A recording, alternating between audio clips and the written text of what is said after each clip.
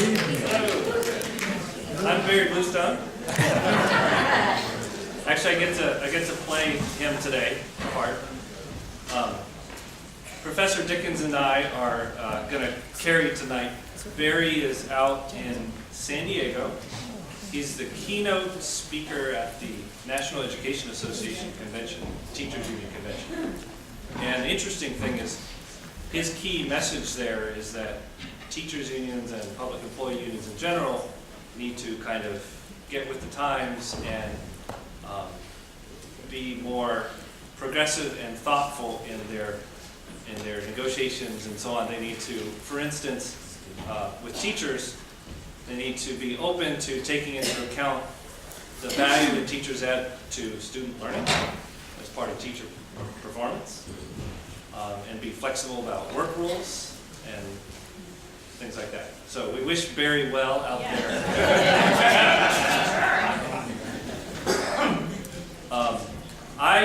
I volunteered to do one piece of a presentation tonight. So this is my maiden voyage in delivering an academic lecture. So bear with me. Much of it, most of what I do is email you all day. So I'm not an academic. I mostly do fundraising, marketing, administrative stuff. But I came across some things both from being around Barry and reading some articles and some of the other faculty in our school that I thought I would organize together and share a few thoughts before then turning it over to Professor Dickens, who will deliver his lecture. So the main thing that I've become fascinated by is the role of manufacturing. In case you haven't heard Barry talk about, in the last few years we've done a lot of studies on the manufacturing sector in Massachusetts, which has taught me a lot and opened my eyes.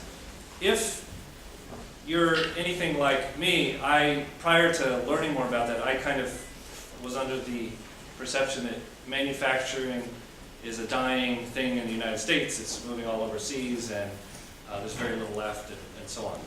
So we're going to get into some of the actual facts of that.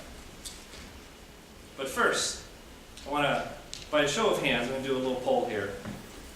Do you believe that the United States should have a policy of supporting domestic manufacturing? Should it encourage it, or should it be indifferent? Yes? Who thinks it doesn't really matter? Anyone? Okay. I probably asked this in a little bit biased way, but it's very good. Okay, another quiz. What country has the largest manufacturing economy in the world? Yay! Some of you were here last week and may have learned. A lot of people don't do that. They assume that it's already China. And the important thing, though, is that it's for now, right? So the next chart shows the blue line is the United States. And you see the other lines. And the important line that we often fret about is the red line, which is China, which, according to this chart, is due to overtake us in about 2012 or so, right? Some people keep comparing the United States to previous empires, like the Roman Empire, and looking for what are the signs when an empire begins to decline. And this was an interesting thing from a book back in 1872 that talked about how in ancient Rome, as it approached the decline, it had massive trade deficits and was importing all kinds of stuff from all over the world and exporting very little. In fact, only exporting dung. And today, our biggest export by ocean container is apparently waste paper. So these are just some fun facts about imports by retailer. Shows you how many containers of manufactured products are being imported by each of these leading retailers in the United States. This shows the latest, I think it's for the most part 2008, the percentages of global market share that we have of these products manufactured in the United States. They're low and shrinking over time.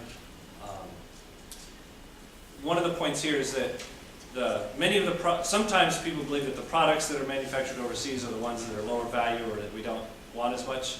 Clearly, these are all things that are highly valued in today's world. So a lot of what I wanted to share actually comes from a magazine. How many of you have heard of the American Prospect? It's kind of a progressive magazine started by Bob Kuttner, Robert Reich, and a few others. So the latest issue looks like this, and it even has an interesting article that you like called the Post-Boom City.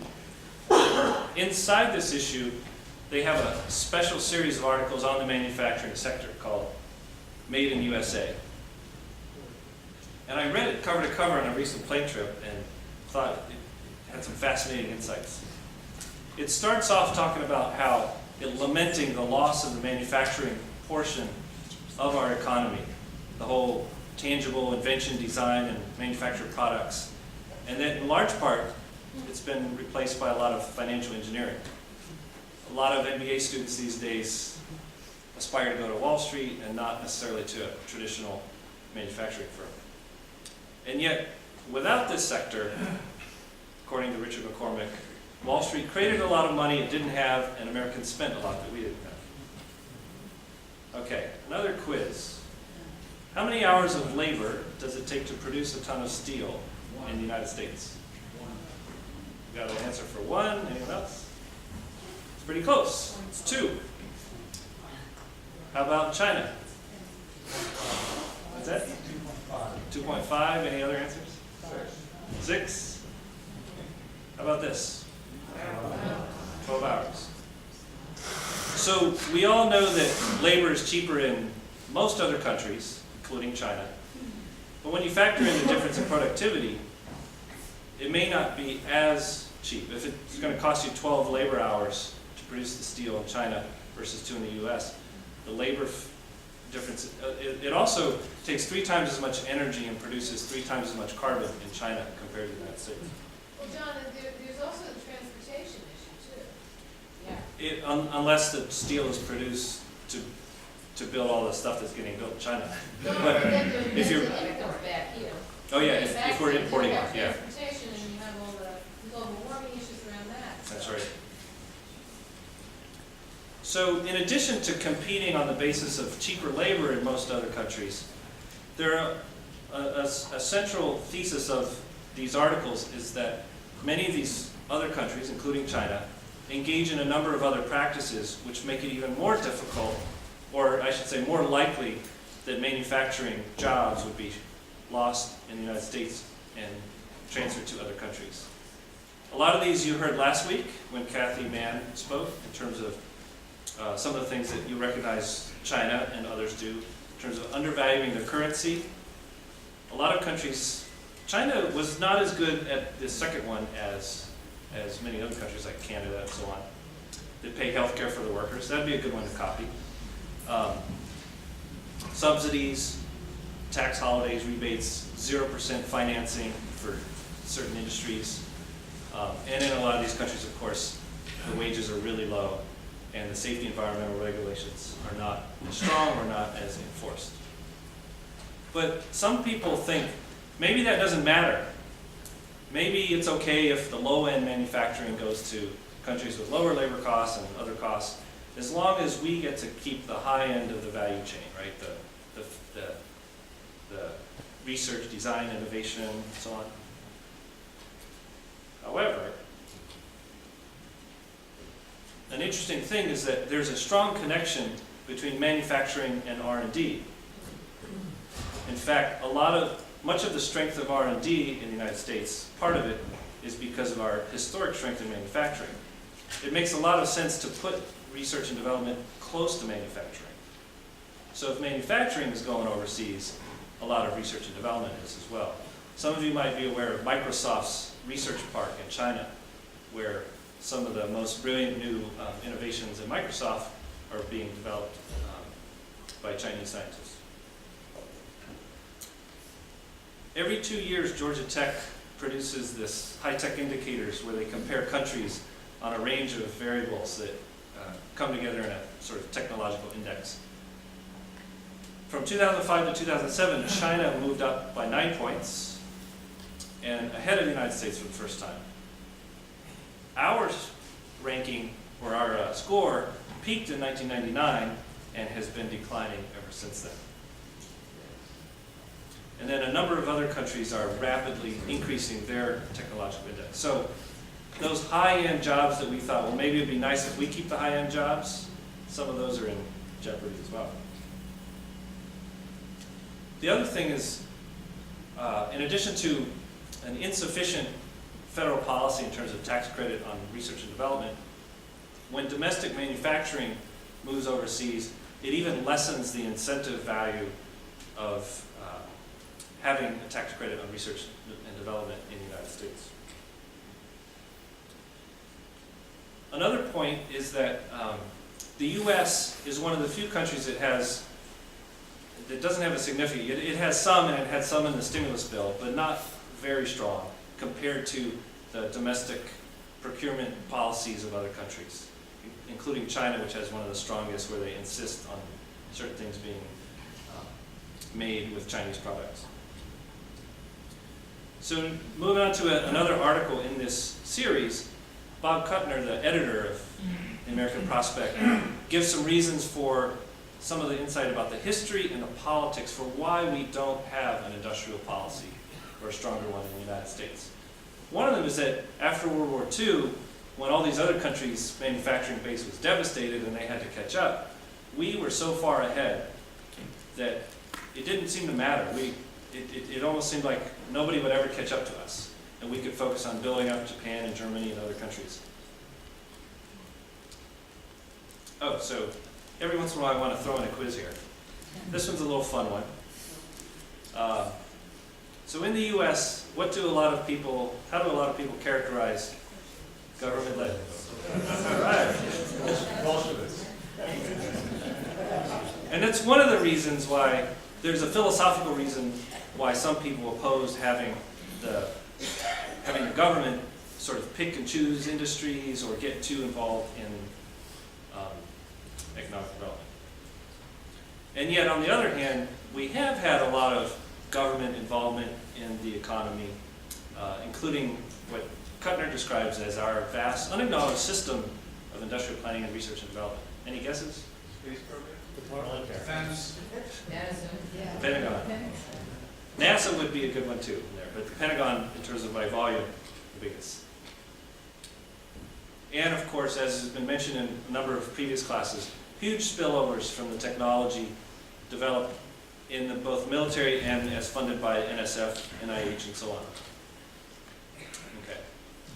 You guys remember the concept of mercantilism? If you're like me, this is my image of mercantilism. Colonial days, big triangle across the Atlantic, that kind of thing.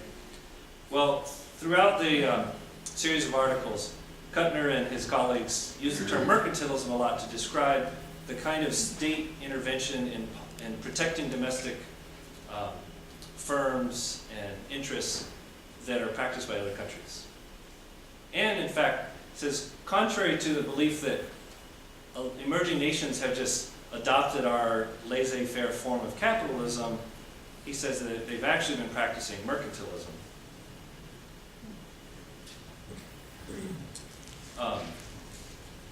One of the things that our government has failed to do is sufficiently recognize these practices in other countries and distinguish which of these practices are fair and appropriate versus which ones are predatory against our companies. A lot of companies that have wanted to gain access to other countries have had to provide a lot of concessions. They got a lot of subsidies, they got cheap labor, they sometimes got land and credits and so on, but they had to exchange, they had to give stuff back. For instance, a lot of technology transfer and agreements to, in some cases, they had to agree that everything they manufacture, say in China, had to be exported from China. And wouldn't be, the Chinese market, consumer market itself, wasn't available to the firm that opened a plant in China. Okay, Another quiz. Do y'all remember back in September, President Obama imposed tariffs on imports of tires made in China? He got a lot of flack for this. Oh, Obama's being protectionist, he's giving in to the unions and so on.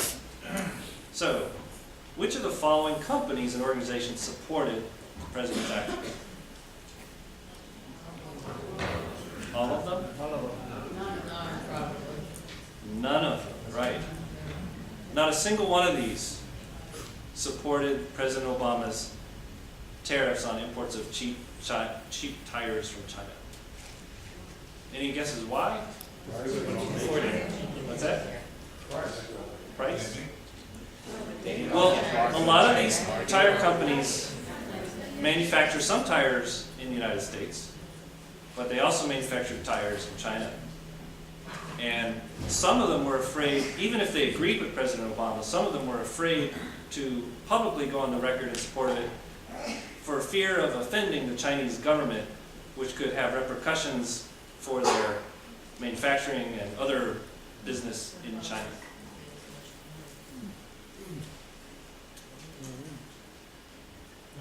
Kuttner points out that increasingly, as companies become more multinational, fewer and fewer behave with American self-interest. Now, maybe it's a good thing, maybe it's not such a good thing. But a lot of them are becoming so entangled with other foreign countries that it's difficult for them to have represent any bit of political influence in favor of U.S. domestic manufacturing.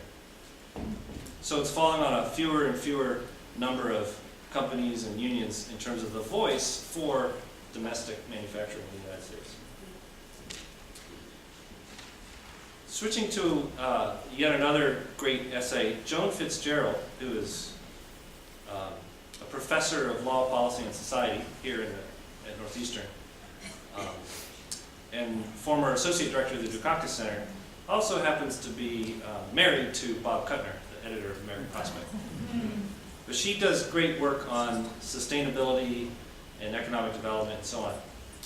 So according to the U.S. Information Administration, the total investment in wind and solar will be worth as much as $3.6 trillion by 2030. And a good chunk, 3/4 of the jobs within that will be in manufacturing. However, we're headed down a path where we're only focused on the 20 to 25%, the service jobs, the installing the solar panel that was manufactured in Japan or China. So we already have a trade deficit just within renewable energy of $6 billion.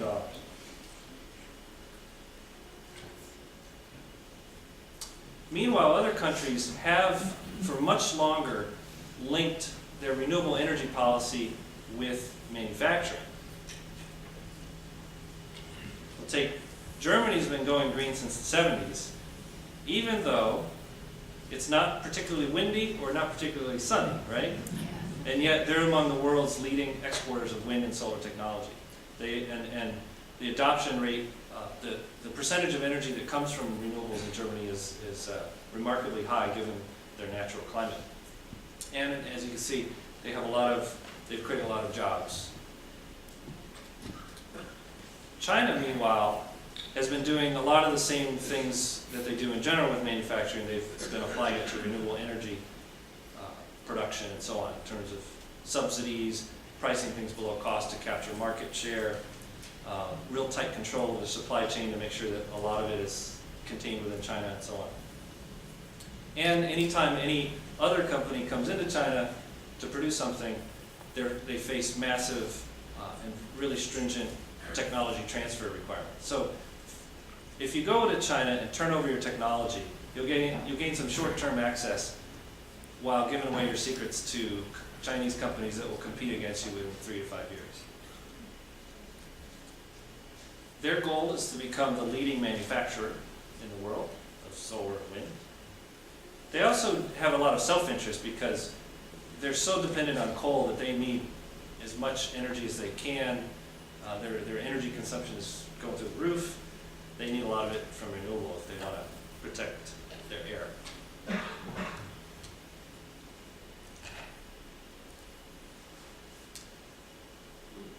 So even with our stimulus package, a lot of it is going overseas, spilling overseas, because let's say we have some of the stimulus dollars go towards something, but then a big portion of it goes to buy a product manufactured overseas.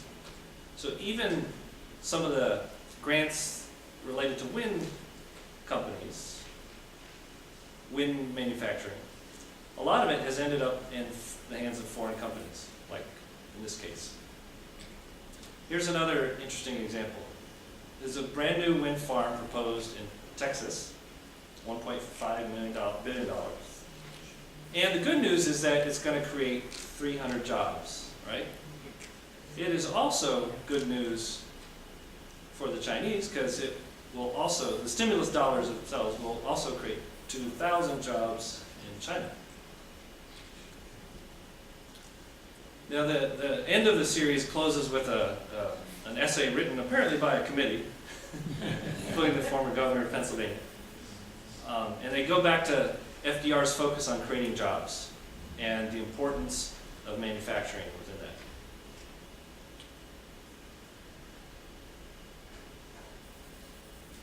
So they refute the belief by many that the loss in manufacturing will be more than made up for in other areas. And there has been tremendous job creation in a lot of the other areas outside of manufacturing, but from their point of view, it creates an unhealthy economy.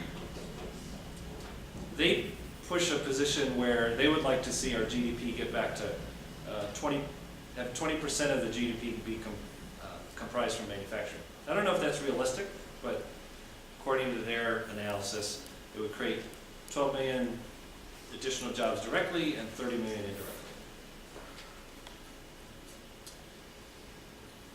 Here's some more facts about what's particularly valuable about manufacturing jobs, including the high multiplier effect of impact on the supply chain relative to non-manufacturing jobs. Here's an interesting quote from the CEO of General Electric, who, it's surprising that even the CEO of General Electric would admit that, maybe this is good enough that I'll read it. The world's largest economy can no longer count on consumer spending to drive demand, nor can it rely on Wall Street financial wizardry if it wants its population to continue to enjoy a high standard of living. GE, like many U.S. companies, has turned too many core technological procedures over to outside contractors and foreign operations and has outsourced too much. An interesting question would be, what does he plan to do about this? Earlier we talked about how increasingly U.S.-based multinational companies aren't exercising any political support for domestic manufacturing. The good news is that there's a tremendous amount of support among average American citizens, both Republican and Democrat. 88% consider manufacturing to be extremely important, or very important to our economy. At the same time, 72% believe we no longer lead the world in it already. And given the choice between letting manufacturing just kind of fend for itself while cultivating other sectors of the economy versus taking action to foster domestic manufacturing, most chose the latter, just like you all in this room. Here's another bit of interesting news about the current administration. President Obama has appointed someone to be in charge of creating a manufacturing policy. This guy, Ron Bloom, has an interesting background. He has a Harvard MBA, is a financial whiz, and he worked in investment banking for many years, but then was hired by the United Steelworkers to help restructure companies that employ steelworkers and help them survive and stay in the U.S. and have high employment. He also served on the automotive task force. So hopefully, this is a good sign, right? So, return to the original question. You all, I think, even in the beginning, said in answer to this question, yes, right? All right. So that's my little piece, and now I'm going to turn it over to Professor Dickens.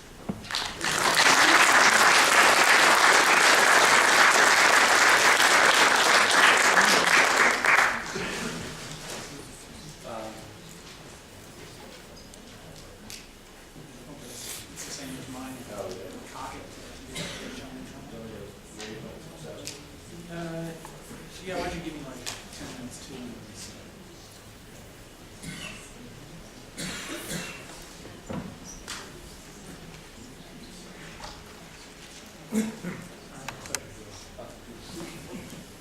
We just used the key. Yeah, head down. Well, thank you all for coming tonight, and thanks to John for that very interesting presentation of that stuff from the American Prospect.